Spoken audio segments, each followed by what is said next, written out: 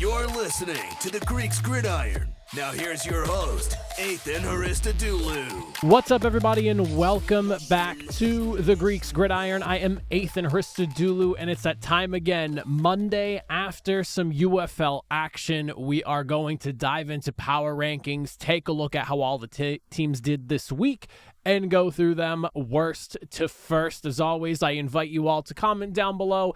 Let me hear how you're feeling about the league right now. Where do these teams stack up now that we are halfway through the season? Week 6 is up next.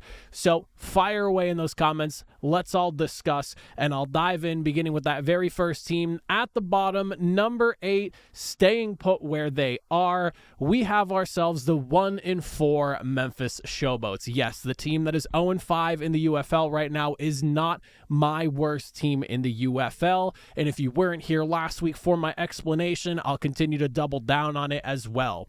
In a must-win situation to keep your season afloat, Memphis falling flat again, 35-18, this time to a Michigan Panthers team that completely kind of imploded last week with a loss and then bounced back and absolutely decimating the Showboats this week. This is another one of those games where when you look at the score, that 35-18, it almost doesn't really truly reflect how far apart this game actually was between the Panthers and the Showboats.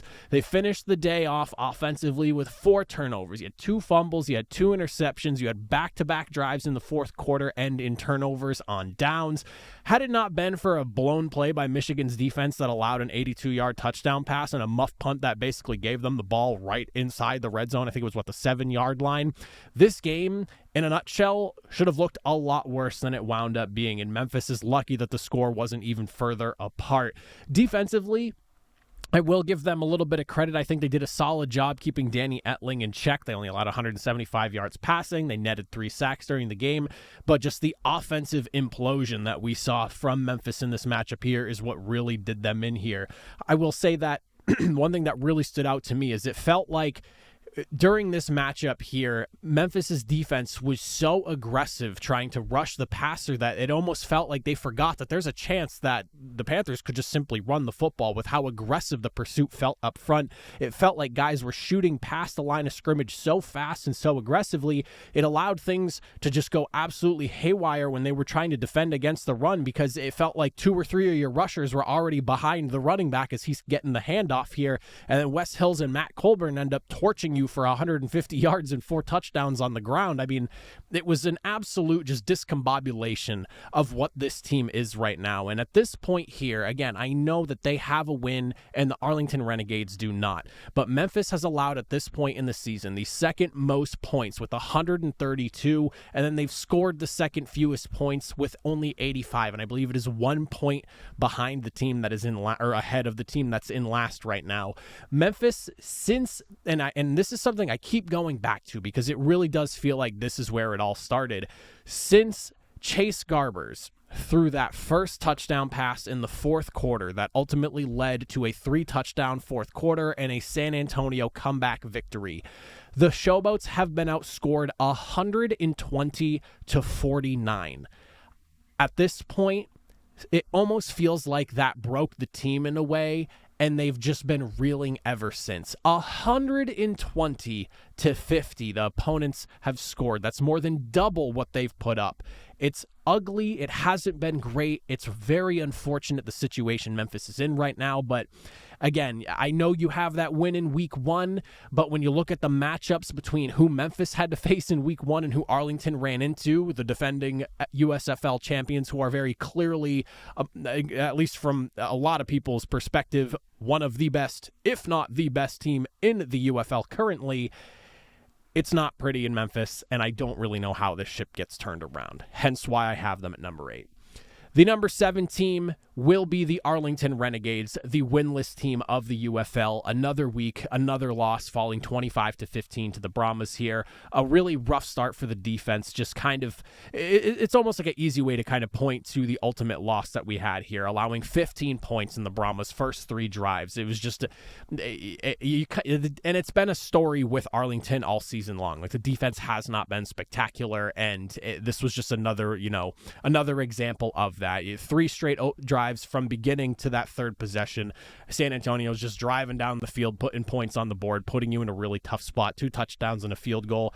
The run defense, which has pretty much struggled all season long, couldn't really do anything to slow down San Antonio. And what's funny is, like, it's not like when you look at the yards per game, this is a terrible run defense by any means. They're 4th in rushing, but there is some stuff when you really dive into the weeds that kind of explain what happened here. Despite that 4th in yards per game allowance on the ground, they're currently allowing a whopping, and this is crazy, I can't even believe this is a real number, and it's what's funny is they're not the only ones in this position. They're allowing a whopping 7.1 yards per attempt on the ground right now. That's absolutely insanity. Insanity. 7.1 yards per attempt. They did do a good job making things a little bit difficult for Quinton Dormady, especially, 3 interceptions. Your defense is credited for 7 pass breakups. And I mean, the way Quinton Dormady came out last week, just kind of firing on all cylinders and kind of felt like he put the league on notice that he's back and he's ready to wheel and deal, kind of brought him back down to earth. Good job there. But ultimately, no matter what they did defensively, even when things kind of started to look a little bit better later into the game after they weathered that initial storm, the offense just could not finish off a drive and could not secure touchdowns, and that's really what did Arlington in here. 3 of the 4 possessions that ended in points all came off of field goals. You had a drive that started at the 31 of the San Antonio Brahmas after an interception that ends in a blocked field goal. 3rd down was an absolute nightmare. You're converting just 3 of 14 attempts, which is like, what is that, like a 20 or 30%? That's not even 30%. It's like 20-something% conversion rate. The run was completely unable to really get anything going here. It was just a very poor performance altogether. And right now it just feels like no matter what Arlington does, they cannot buy a win, even if the opportunity was presented to them. And I don't really see it changing anytime soon. Like, even in a game where Luis Perez goes for 270 yards through the air and a touchdown, it does not really matter when those 270 yards aren't driving you to score a touchdown more than once in a game. So, yeah, like, some of the stats might look a little good, but at this point here, the offense isn't finishing. It doesn't really matter how much you're moving up and down the football field if you're just kicking field goals and or having them blocked. Like, it does not really equate to anything. So 0-5 at number 7. It could be worse. I think you could be the Memphis Showboats, but you're not doing too much better at number 7 in Arlington. At number 6, the Houston Roughnecks. And I will say this, that if you truly think that the Houston Roughnecks belong lower on this list, I totally understand, because this was not a great performance from them in any real shape of the matter right now. It really feels like we are getting a true line drawn in the sand between the teams that are competitive and actually going to be vying for the UFL championship and the teams that are probably going to be on the outside looking in, which I would say is a little shocking given that we're only halfway through the season. But at the same time, this kind of feels like it was like an inevitable thing of how this league was going to shake out when you consider how good some of these good teams have been over the last few weeks. But I mean, the offensive issues just continuing to mount here. You can't protect the football. You have a couple of turnovers, a turnover on downs on drive number 1 to open up the game. Interception in the second quarter just puts you in a bind offensively. You fall behind so fast. You become one-dimensional. You have to abandon the run. You ultimately only run the football like 14 times in the game for 2.6 yards per attempt. I think the number was like 36 yards total or something like that. I mean, it was not a great game by any means offensively. And like you put Reed Sinnett in a position where he's throwing nearly 40 passing attempts in the game. Like, yes, he completes 71% of his passes, but he's averaging just over 7.5 yards per completion. So, like, it's just dinking and dunking trying to move the football. But when your opposing defense knows everything you're going to be doing because you gave up on the run basically at the beginning of the football game because you were down so much so fast, that's kind of what's going to happen offensively. And then the defense, basically, you take a shot in the mouth going up against the defending USFL champions, who are arguably the best team in the league right now. I mean, you're allowing a touchdown on 4 of the first 5 possessions to get the game going. What are you supposed to do, especially when your offense is turning the ball over, putting you in bad spots? On top of that, like, it just kind of starts to compound. Adrian Martinez was next to impossible to stop when he was running with the football. He was well over 15 yards per attempt on the ground. And I mean, you want to give them credit for holding Martinez to only 155 yards passing in the game, but that's probably more so just Birmingham was like, well, we're averaging nearly 15 yards on the ground down every time Martinez runs with it. Like, why are we going to throw the football? We don't really have to. And I think he finished the day with only 20 passing attempts. So it's like, there is credit you want to give, but at the same time, is it really worthy of that? And is it just a matter of the situation, which was Birmingham was absolutely running all over the place on Houston. And at this point, the second half of the season is not looking too bright. I was really hoping that Mark Thompson would be a shot in the arm for this offense here, but it just seems like Houston is in a spot where things might not get much better. If they do, I maybe foresee an extra win or two on the season, but just the way this offense has looked and a defense that has been good feels like it's finally starting to crack now as we've seen them get blown out a couple of times in the last few weeks. Things are not looking great. At number 5, we have the DC Defenders here. Another, like a tale of two halves, I would say almost, at least for the defensive side of things. You fall 45-12 in this game here, which is now a league high in 45 points allowed. The defense struggled all season, actually did a really good job in the first half, and I've got to give them a lot of credit for that. Holding them to just 1 touchdown and 3 field goals in the first half, you're weathering the storm of what is arguably one of the best offenses in the UFL, if not potentially the best offense. And one of those field goals came off of a drive that started following a block punt and put like St. Louis at the 12-yard line or something like, or what was it? Something along those lines. It was very close to the end zone. You're able to hold them off, push them back 12 yards and make them settle a field goal. This was great. It was a good performance in the first half, especially considering how I've been talking about this. And I know a lot of people are aware DC Defenders defense has not been great this season by any stretch of the imagination. So this was a really good first half for them, all things considered. And, you look to that turnover on downs late in the second quarter, which ended up being monumental for this team, leading to a touchdown that cuts the lead down to 5. So you're only looking at a 17-12 deficit, getting the football in the second half. It was good. It was solid. But ultimately, when you look at just what happened to the offense in this game, and things just kind of, it spiraled out of control, it feels like, in the second half. And it almost feels like week over week, the DC Defenders offense is just continuing to regress. And I don't quite know if this is going to get better. And there's a good chance that it's probably time that we see a change at quarterback. I understand the talent Jordan Te'amu brings to the table, and the DC Defenders want to do right by him. But with the situation you're in at 2-3, Te'amu went for another 50% completions.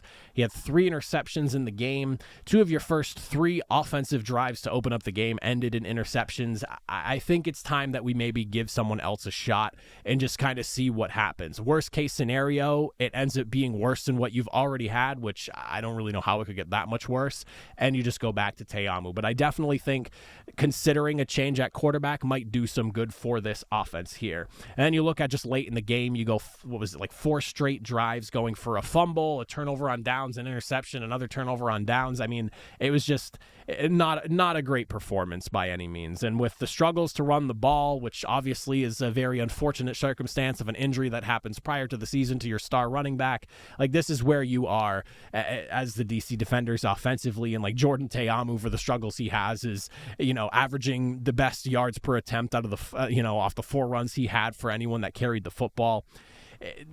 DC's in a weird spot because they're 2-3, but it sometimes, depending on the week, feels like they should maybe be slightly better than that or slightly worse than that. So I kind of feel like the way I start to rank out these teams, like if I was to make tiers, I have like the bottom 3. I have DC sitting here. And then as we move now into the top half of the UFL, I almost want to lump the Michigan Panthers in there with DC at number 4. When I look at where Michigan is at right now, again, I get the same kind of feeling that I do with the DC Defenders. Like, depending on the week, they almost feel like they're a win or so better and or worse than what their record is currently showing. So I got those bottom 3 teams in a group. I got these 2 teams lumped together here, and then I think it's like the top 3 teams. So you kind of got like 3 different tiers of teams right now in the UFL. But Michigan, the way I see it, going up against a team that's kind of reeling right now and in a really bad spot with Memphis, coming in with your backup quarterback, there was a good opportunity that maybe you allow the Memphis Showboats to capitalize on your situation and fall flat on your face in this one, but they did not. And going into this matchup here, when I did my game picks, I wanted Michigan to challenge Memphis's run defense. Obviously, I am very high on the running backs they have over there in Michigan. I have talked about them all season long, and even coming into the year. It was one of the most exciting things I had about Michigan coming into this season here. And when you look at Memphis's run defense, the yards per game number is good, but the attempts are very low. And on top of that, as I had mentioned, the yards per attempt allowed is kind of crazy right now, and it only got worse going up against Michigan. But they do lean into their running backs. Wes Hills and Matt Colburn go for 150 yards and 4 touchdowns. Danny Etling even had himself a rushing touchdown as well. Did a good job taking care of the football. Didn't blow anyone away. The offensive line still is showing some of those pass protection issues. They allowed 3 sacks and a ton more pressure on top of that. But overall, this is kind of what I think needs to be the recipe for the Michigan Panthers going forward. Whether it's Danny Etling the rest of the way or when E.J. Perry feels good enough to come back and play, they need to lean into their running back room. The offensive line is going to struggle against those teams that have the better pass rushes, and I think that leaning into the run game with 2 really good running backs who, Wes Hills, obviously running back 1 in this league. Matt Colburn was a guy who had that load himself a few years ago on the Philadelphia Stars. You have 2 number 1 running backs, in my opinion. Lean into that strength. Design plays to open things up for them and lean into that. The defense came in after a really tough week last week, looking to prove something, started with the first drive of the game, and it just turned into an absolute massacre from there. You had 4 total takeaways. You got 7 sacks, 8 tackles for loss. Your defense was credited for 8 different pass breakups. There were so many contributions from this entire defense as a whole. It was very hard coming away from this game to look at, even like when you just look at the offense and the defense, like who is the game MVP? But when I look at who stood out in this game the most, both offensively and defensively, even with the crazy game Wes Hills had, Breeland Speaks is an absolute terror, and this is not the first time he's had a game like this before. If you're somebody who's familiar with Speaks and his game and how he's been on Michigan, this is not the first time he's done something like this with 3 sacks. It's not the first time, but 3 sacks, 2 tackles for loss, a forced fumble. He was an absolute monster up front for Michigan and basically just tore Memphis's offense apart piece by piece in this game here. If Michigan can just lean into that running game and the defense can play to the level that I honestly think that this defense is capable of, you have yourself a competitive team. Do I think that they're a true viable option to potentially win the UFL championship? Still a little too early for me to tell, but you are 3-2 and you've beaten down on the really poor teams and you've stayed competitive against some of the better teams and you've won against some of the best. So I will say that Michigan's trending in the right direction. They had a big stumble last week after a massive explosive effort just a couple weeks prior, but I do think that they can compete, and hence why I have them in the top half of the league right now. Moving into number 3, and as I said, this is the last group that I have here. This is where like the top true UFL championship contenders lie. The San Antonio Brahmas sitting at 4-1 with their 25-15 win. I will say this, little bit of a concern with Quentin Dormady and how he had this was like an aggressive crash back down to earth after last week's performance type of game. 3 interceptions to 1 touchdown. Definitely something to be concerned about, especially against an Arlington defense that like by no means is a threatening unit. And I do think that's worth pointing out. I definitely do. Thankfully, another team that I wanted to see get after it and run the football against a really weak run defense in Arlington, they did just that. And San Antonio took to John Lovett and Morgan Elliott and just ran all over this run defense here. A massive 179 yards on the ground, 2 touchdowns. You were averaging nearly 9 yards per attempt at 8.9. There was not a single thing that Arlington's defensive front could do to slow down San Antonio on the ground. It just seemed like they had no idea what was coming. And at some point, like you'd have to think, okay, they're leaning to run the football. They found so much success. Maybe we need to like bring an extra guy into the box or something, but it just seemed like Arlington had absolutely no answers for them. And I think the way I look at San Antonio right now, offensively at least, is they continue to find ways to win even when things aren't necessarily going correct. Like this is the second week now, just off the top of my head, and there might even be another example of this if I'm just not remembering it at the moment, but like you look at what happened in that fourth quarter against Memphis back in week 2 where, you know, they just lit a fire under the passing attack, and you go for 3 touchdowns in the fourth quarter as that first drive bled into the fourth.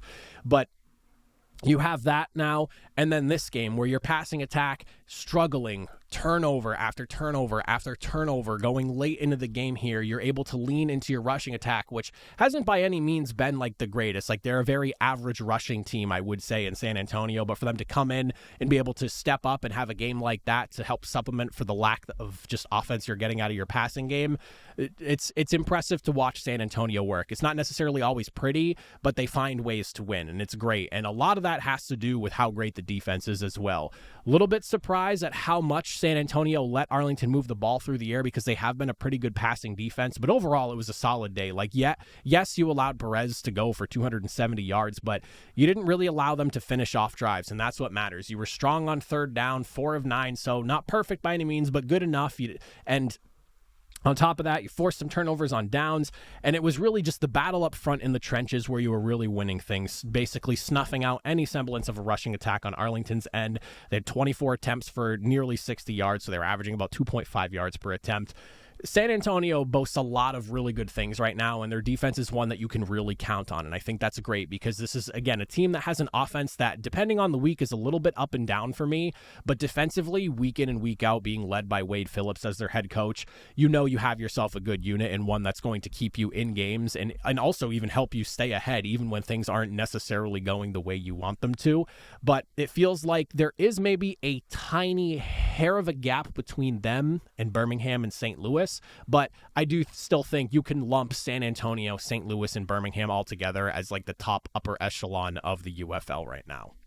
Moving into the number 2 spot, and again, more consideration, a lot of consideration going on right now, as both St. Louis and Birmingham have both been extremely impressive, but alas, I have St. Louis still at number 2. But I'll tell you right now, the Battlehawks are closing that gap with every single game and convincing me more and more why they should potentially be the number 1 team in the UFL right now. If you want to argue that St. Louis is number 1, by all means, I totally respect your opinion, and I absolutely see the reasonings as to why, because again, I've spent a lot of time considering this, but when I look at St. Louis and what they're doing, they look like a championship team this year. They looked like a championship team last year and ultimately got left out of the playoffs. It would be a major upset, in my opinion, if they didn't come out of the XFL conference as the champions of the XFL side of things. Wide receiver Hakeem Butler is like... It's like watching a man play against Pop Warner kids. The guy is 6'6", 220 pounds, and shows every bit of it when he's playing. And the guy has speed to go along with it as well. 6 catches, 147 yards, including a long touchdown catch. He had a couple of touchdowns to finish off the day. I mean, there was concern coming into this matchup because Darius Shepard was going to be out. But I mean, you have Hakeem Butler, and Ja'Cour Pearson himself is an absolute stud as well. There's so much depth as far as receiving goes on this team that, yeah, like it's a concern, but even in that matchup, I wasn't positive when I made my picks, it wasn't final who was going to necessarily play because there was some injury concern at the wide receiver position going into this. I even was just like, even if one of these guys ends up missing the game, there's just so much talent to lean into offensively for this team. You can't really worry about it too much because somebody else is probably going to be able to step up and supplement for that loss. And then on the defensive side, led by Mike Rose and defensive end Pita Taumapenu, listen, this defense was an absolute nightmare for DC to deal with. And yeah, they found some success early, as we talked about with DC, capitalizing on some situations here. But I mean, Mike Rose, 11 tackles, an interception, pass breakup, TFL, and then the defensive end Taumapenu, he had 2 sacks, a tackle for loss, a forced fumble. I mean, it's suffocating the offensive DC on third down, holding them to just 2 conversions on 13 attempts. 2 on 13. What is that, like a 15% conversion rate? If that, maybe 20? I don't know the math on it. But I mean, on top of that, special teams coming in, 2 blocked punts as well. This was probably the most complete game we've gotten from St. Louis from top to bottom, and it was a dominating performance, one that was a statement type of game for them, beating up on a team that, people look at as like a middle tier team, where somewhere between like 4 and 5 is where I would argue they belong. And you come in and absolutely smack them, especially late in the game where it got out of hand really quickly. Like, that's what you want to see from a top tier team. And St. Louis looks every bit a part of a top-tier team and a championship-level team. And then to wrap things up, of course, at number 1, they've been here since week 1, and they still sit here. But again, if you want to argue St. Louis, I totally understand it, but I am just all in on what Birmingham is doing. And I think the one thing that really just impresses me is that this is a team that is flip-flopping back and forth between quarterbacks, and they're still winning football games. But I will say this, at this point now, after the last couple of starts we've gotten from Adrian Martinez in Birmingham, he should be the quarterback number 1, getting the start week in and week out full-time for Birmingham, helping lead this team to a 200 rushing yard performance with 138 yards on the ground himself, paired with the 155 yards in the passing touchdown he had on top of that. Adrian Martinez just brings so much gasoline to this offense, and they just are on fire when he's playing. There's so much to worry about and so much to deal with. It opens up so much. And I understand they were winning football games even when Matt Corral is throwing the football. But when Adrian Martinez is in there, this offense just feels different. It feels like you can get got in every single way possible, and you have to account for everyone to burn you. Ricky Person Jr. pounded his way in for a couple of touchdowns. CJ Marable missed the game, and then in comes Larry Roundtree III, stepping in. He has 50 yards and a touchdown himself. I mean, this is all against the Roughnecks defense. That's been pretty good against the run. And, up until this past week, they were ranked highly. I believe they were 3rd in run defense or something like that, maybe 2nd. It was a good matchup as far as how that run defense has performed. But, I mean, you have Adrian Martinez and the threat that he brings with his legs, combined with just how deep, clearly, this backfield is in Birmingham. And, I mean, it's no wonder that they crossed the 200-yard rushing mark. It's just unbelievable. Offense was nothing but efficient in this matchup. 2 possessions ended in a punt, a 3rd ending in a missed field goal attempt, but every single drive, they were just running up and down the field, putting points on the board. It was insane. And defensively, continuing to cause just massive issues for their opponents. When your team's leading tackler is a cornerback, Mark Gilbert, who had 11, your cornerback, you know you have yourself a physical unit and one that is not afraid to get in there and get down and dirty. And he wasn't the only corner up at the top of that list. I believe 3 of their top 4 tacklers were guys from the secondary. Like, that's absolutely insane. Your corners are all getting in there and mixing it up. And typically people look at corners and go, those are the guys that don't want to hit. No, those are the guys that do want to hit on this team. It's insane. So from top to bottom, you have a very aggressive unit. The run defense, as good as it has been all season long, 2.6 yards per carry allowed for just 36 yards on the ground. None of the running backs ever really had a chance to get going. They basically snuffed it out early, and then that was it. Like, you basically had to abandon the run on Houston's end because of just how far ahead Birmingham was getting early in that game. Stallions continue to roll. I do think they still are the best team in the UFL right now, but I will say this. We are 2 weeks away from Birmingham versus St. Louis, and that is a game I cannot wait for. Week number 7, we've got ourselves one hell of a matchup to look forward to. We're 2 weeks away from that. 2 weeks, and I cannot stress how excited I am. So hopefully that one ends up being a barn burner, and I absolutely anticipate it being. But those are my power rankings. That is it for me. If you made it to the end, as always, I greatly appreciate it. I've been teasing a surprise announcement. I'm going on vacation over the next, almost week or so. But after I get back from vacation, the announcement will be made. So if you've been making it to the end of these, you know it's coming. Some of you may not, and I'm excited to see what everyone has to say when they find out what that surprise is. There is a hint out there already. If you just poke around, you can find out exactly what it is. I just haven't verbally announced it to you all, but it will be coming. But that is it for me. If you made it to the end again, I greatly appreciate it. I'll see you all next time. Have a good one.